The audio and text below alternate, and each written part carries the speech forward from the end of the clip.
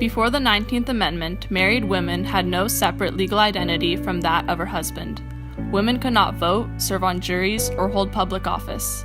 The 19th Amendment was drafted in 1878 by suffrage leaders Susan B. Anthony and Elizabeth Cady Stanton, and after years of strenuous effort was later passed on August 19, 1920, granting women the right to vote. That same year, more than 8 million women across the U.S. voted in elections for the first time. According to the Center for American Women Politics, in every presidential election since 1980, the proportion of women who voted has exceeded the proportion of males who voted. At the 2016 presidential election, Hillary Clinton was the first woman in history to make it past the primaries, which shows the great strides made since the 1848 Seneca Falls Convention. So let's be stronger together, my fellow Americans. Let's look to the future with courage and confidence. Let's build a better tomorrow for our beloved children and our beloved country. And when we do, America will be greater than ever. Thank you, and may God bless you and the United States of America. If you look at what happened to Hillary Clinton early in her life when she married Bill and became the First Lady of Arkansas, and the way she was treated then, and the ridiculous pressure that was brought to bear on her, the attacks that she experienced because she had a political opinion and didn't just want to talk about freaking cookies. When you look at how she developed as a politician and how the country's view of her developed, so much of that was shaped not by what she actually believed or did, but by this endless campaign of insults and misogyny that was directed at her, that snowed a whole lot of people, even people within her own party, to thinking that she couldn't be trusted. People were so willing to believe that a woman who knew her mind and who spoke it with confidence and who was assertive and who was logical and not emotional.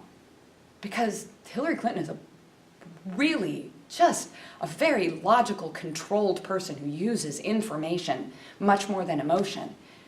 That all of that was so counter to what people believe about women, and they were just so willing to believe all the awful things that were said about her, and it just slides off of men.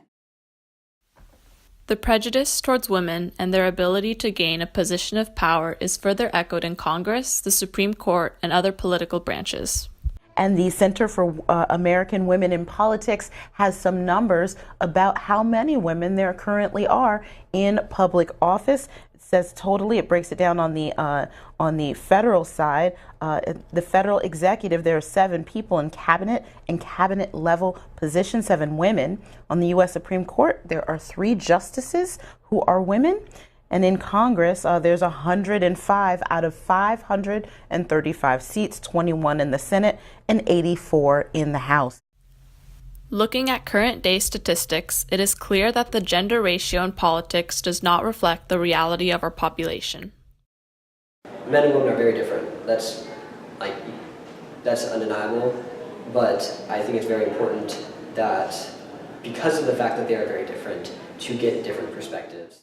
But once women start voting and women start running for office and then women start taking office and then women start to have a position from which to speak their own minds rather than just to try to influence the minds of men. But I mean, at this point, we're nowhere near having equal representation. And so for as long as women are a decided minority and not representing the actual percent of the population of women, women's voices are still somewhat limited.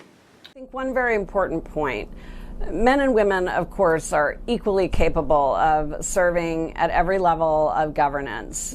The question is the experiences that we bring to the table, the unique perspective and the unique lens through which we view issues.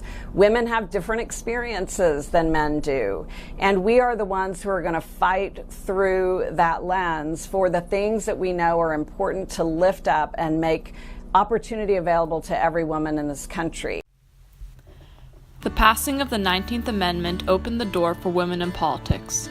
Onwards, we hope for further strides being made, leading to a stronger voice for women in the political world and beyond.